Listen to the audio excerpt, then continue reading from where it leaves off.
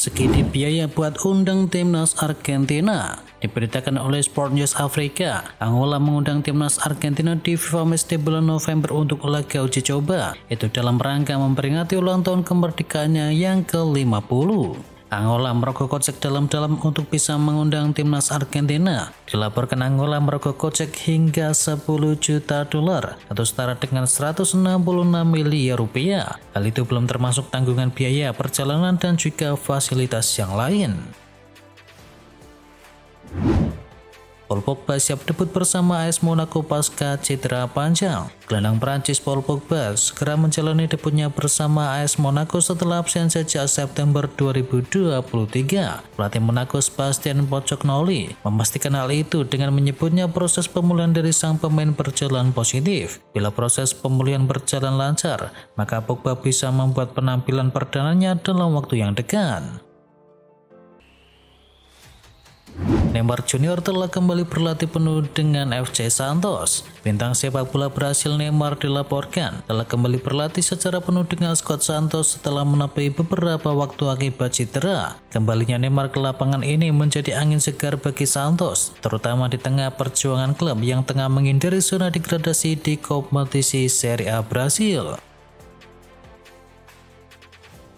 AS Roma tak akan perpanjang kontrak dari Paulo Dybala. Direktur olahraga AS Roma yakni Ricky Massara mengatakan memperpanjang kontrak dari Paulo Dybala bukan menjadi prioritas utama. Massara menegaskan kalau Rossi saat ini fokus 100% meraih hasil maksimal di atas lapangan. Kontrak yang mengikat Dybala bersama Gianluigi Rossi bakal habis di musim panas 2026 nanti. Apabila tidak diperpanjang, maka Dybala bisa memulai negosiasi dan menandatangani perjanjian prakontrak dengan tim lain di Januari nanti. Gol dari lemparan ke dalam lagi tren, kini muncul wacana aturan yang baru. Gol yang berawal dari lemparan ke dalam jarak jauh sedang jadi tren di Liga Inggris, dan wacana regulasi throw-in pun kini mencuat. Menurut laporan dari The Guardian, Dewan Asosiasi Sepak Bola Internasional yakni FIFA telah membahas kemungkinan pembatasan waktu lempar ke dalam. Hal ini digunakan untuk bisa meningkatkan durasi bola dalam permainan selama pertandingan, serta meminimalisasi lamanya penundaan waktu untuk lemparan ke dalam.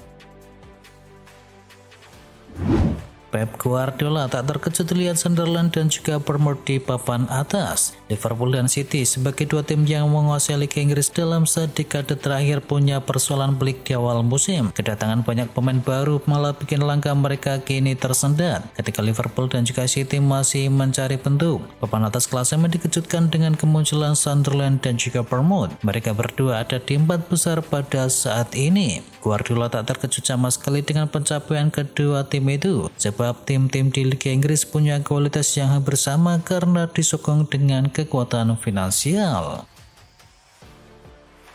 Real Madrid berencana menuntut UEFA. Real Madrid berencana menuntut UEFA sebesar 4,5 miliar euro setelah putusan pengadilan. Real Madrid dan juga perusahaan yang mempromosikan Liga Super berencana mengajukan gugatan besar-besaran terhadap UEFA. Dalam beritanya, AS menyampaikan hal ini terjadi setelah pengadilan Provinsi Madrid memutuskan mendukung Liga Super dalam perselisihan melawan UEFA, La Liga, dan juga Federasi Sepak Bola Spanyol. Pihak promotor dan juga Real Madrid mengklaim bahwa organisasi tersebut harus memberikan kompensasi atas kerugian yang diderita oleh mereka dan semua pihak yang terlibat dalam rencana Liga Super.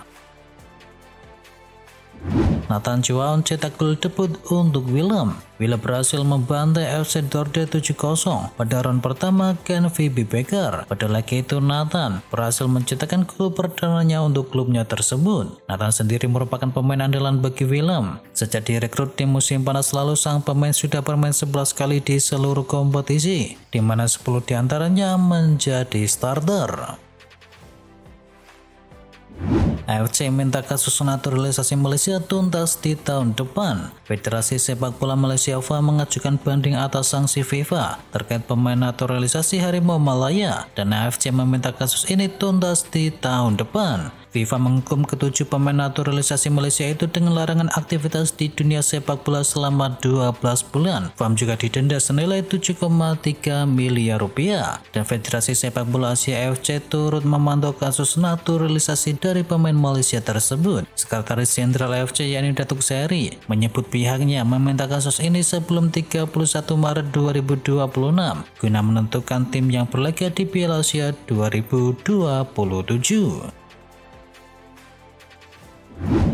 Xabi Alonso ubah wajah Real Madrid menjadi tim yang lebih matang. Menjelang laga melawan Real Madrid di akhir pekan nanti, pelatih Valencia yakni Carlos Corberán menilai lawannya kini tampil sebagai tim yang jauh lebih baik di bawah asuhan dari Xabi Alonso. Dia menyadari bahwa laga tandang ke Santiago Bernabeu akan menjadi ujian besar, terlebih menghadapi puncak klasemen yang tengah dalam performa impresif. Menurut Corberán, Real Madrid di bawah Xabi Alonso berbeda dari sebelumnya. Dia menilai tim ini kini jauh lebih lengkap, mampu mengontrol lawan melalui penguasaan bola dan tak hanya mengandalkan kecepatan vertikal seperti di era sebelumnya.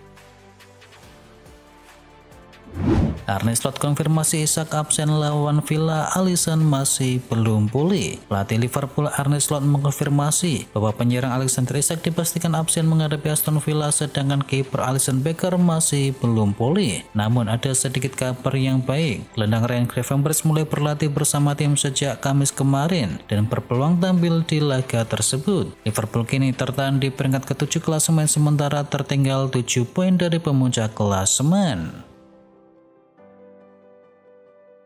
Billy Gilmour akui ingin cetak gol lebih banyak di Napoli. Gelandang Napoli yakni Billy Gilmour mengaku bahwa dirinya ingin mencetakkan gol lebih banyak untuk Napoli. Dia juga berbicara soal performa buruk Napoli di ajang Liga Champions. Sang pemain baru berhasil mencetakkan gol perdananya untuk Napoli pada bulan lalu melawan Pisa, dan Gilmour mengakui bahwa dirinya ingin mencetakkan lebih banyak gol lagi. Verratti anggap Mbappe sudah bantu PSG bisa berkembang. Marco Verratti menilai Kylian Mbappe telah membantu PSG berkembang sebelum hingga ke Real Madrid. Hal ini menjadi menepis narasi seputar kepergian Mbappe dari PSG yang sangat negatif. Kepergian Mbappe tak melemahkan PSG namun malah berjaya di pentas Eropa. Raksasa asal Prancis tersebut berhasil menjuari Liga Champions di musim 2024-2025. PSG memenangkan Liga Champions karena Mbappe pergi. Tidak adil melihatnya seperti itu, kata Verratti kepada Marca.